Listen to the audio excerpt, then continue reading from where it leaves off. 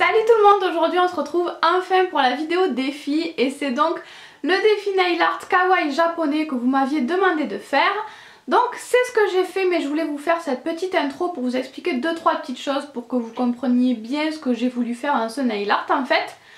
Donc pour le côté kawaii, mignon, j'ai décidé de faire un petit nounours et pour que ça fasse quelque chose de très japonais, j'ai décidé de partir sur un style qui se fait beaucoup au Japon.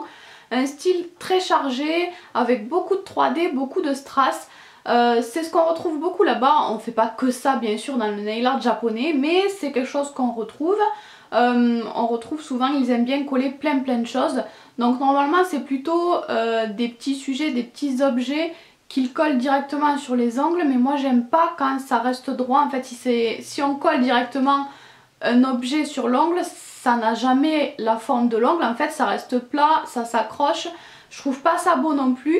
Donc en fait j'ai gardé le style japonais mais en beaucoup moins chargé et qui s'adapte en fait à la forme de l'ongle parce que moi j'ai fait la 3D directement sur mon ongle, donc en fait tout s'adapte à la forme de l'ongle et c'est 3D mais en même temps c'est à plat puisque voilà, ça s'adapte à la forme de mon ongle. Donc j'ai fait le style japonais, ce style japonais très chargé mais en plus soft on va dire, qui s'adapte à la forme de l'ongle et aussi avec des couleurs plus nudes. J'ai pris des couleurs assez claires donc du coup ça fait moins voyant quand même. Donc voilà pour ce style, pour ce nail art que j'ai fait. J'espère que ça vous plaira. Moi je pense que ça reste assez fidèle quand même au style japonais, mais encore une fois le style japonais c'est pas que ça hein.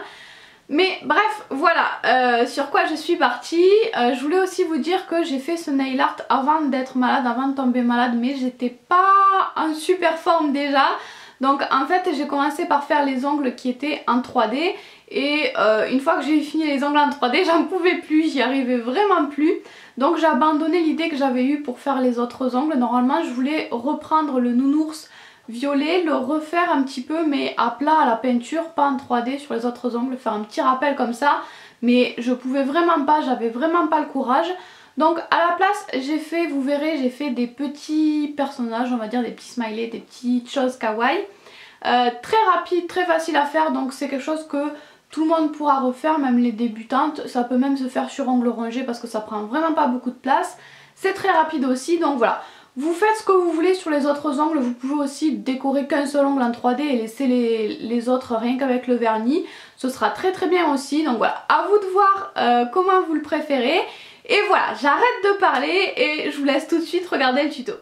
Je vais donc commencer par poser ma base et un vernis assez clair. Ensuite je vais faire ma 3D avec de la résine, donc j'ai choisi plusieurs couleurs de poudre, du monomère qui sèche assez rapidement et des pinceaux pour la 3D. Je vous remontre rapidement le principe mais je vous l'avais déjà expliqué. Donc je trempe mon pinceau dans le monomère et je les sors légèrement sur le bord en fonction de la dose de monomère que je souhaite. Je viens ensuite effleurer un petit peu la poudre comme vous pouvez le voir pour que ça forme une boule de résine en dessous de mon pinceau, pas autour. Donc voilà, à vous de bien doser le monomère et la poudre, c'est le plus important dans la résine. Il ne faut pas que la boule soit trop liquide ni trop sèche. Donc là vous le voyez, j'ai fait le même principe mais avec un pinceau plus gros pour avoir une plus grosse boule. Donc j'ai tout simplement pris plus de monomère et plus de poudre. J'ai commencé à poser un petit peu ma boule puis je laisse légèrement sécher, je souffle dessus. Je ne peux pas vous dire combien de temps laisser sécher. Ça dépend de la température qu'il y a chez vous, ça dépend de votre monomère, ça dépend de plein de choses. Et donc voilà, à vous d'attendre jusqu'à ce que votre boule soit plus facile à travailler. Et donc comme vous le voyez, je l'écrase bien. Et je la reforme bien un petit peu sur les côtés aussi. Je vais ensuite faire une deuxième boule mais beaucoup plus petite avec le pinceau plus petit. Je la pose, encore une fois j'attends un petit peu, je ne vais pas vous le remontrer à chaque fois, j'ai coupé un petit peu au montage, je ne vais pas vous montrer quand j'attends. Mais voilà, c'est toujours le même principe, il faut attendre jusqu'à ce que la boule soit moins liquide pour qu'elle soit plus facile à travailler. Et donc vous le voyez, je presse un petit peu au centre de ma boule pour que ça forme la petite oreille, donc j'y vais tout doucement. Et évidemment ensuite on fera exactement la même chose de l'autre côté. Je vais faire une deuxième boule exactement de la même taille. Puis je vais prendre de la résine rose fluo cette fois-ci. Je fais une mini boule pour le centre du nœud et une boule un petit peu plus grosse pour le côté du nœud. Tant que la boule est un petit peu liquide, je lui donne légèrement la forme, je la relie au centre on va dire. Puis une fois qu'elle a légèrement séché, je vais venir lui donner encore un petit peu une meilleure forme. Puis je vais venir l'écraser un petit peu au centre pour venir donner la forme finale à mon nœud. Donc à vous de modeler tout ça comme il faut. Encore une fois, je fais la même chose de l'autre côté bien évidemment. Et ensuite je vais prendre une boule blanche, pas trop grosse quand même. Je la dépose sur la boule violette que j'avais fait au tout début. Et je vais vraiment beaucoup l'aplatir, celle-ci elle est quasiment pas en 3D.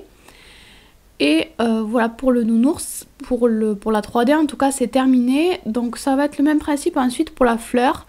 J'ai encore fait une boule sauf que cette fois-ci je l'ai trempée dans la poudre blanche puis légèrement dans la poudre rose pour avoir le centre du pétale un petit peu rosé. Donc voilà, je fais tous mes pétales, c'est toujours le même principe, je ne m'attarde pas là-dessus parce que je vous ai déjà montré les fleurs, mais de toute façon encore une fois c'est toujours la même chose. Donc je dispose un petit peu mes fleurs pour remplir tout mon ongle. Donc là vous voyez que je fais un autre petit bout de fleurs.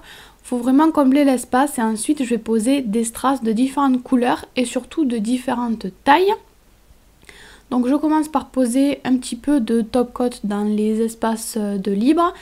C'est ce qui va permettre de coller mes strass. Donc avant que le top coat ne sèche, je pose mes strass, je les attrape directement au doigt et je les pose sur mon ongle. Vous pouvez bouger légèrement votre strass si vous voulez, mais pas trop non plus, sinon ça risque de faire des trous dans votre vernis. Donc voilà, disposez tous vos strass. Moi j'ai pris 3 tailles de strass, j'ai commencé par poser les plus gros pour aller jusqu'au plus petit. Donc voilà, à vous de remplir tout ça, il faut remplir tout l'ongle pour que ça fasse vraiment quelque chose d'assez chargé, d'assez brillant, d'assez kawaii japonais. Et ensuite je vais utiliser de la peinture acrylique blanche et noire pour ajouter quelques détails. Donc ça vous n'êtes pas du tout obligé de le faire, mais comme vous le voyez moi j'ajoute un petit peu de blanc sur ma fleur.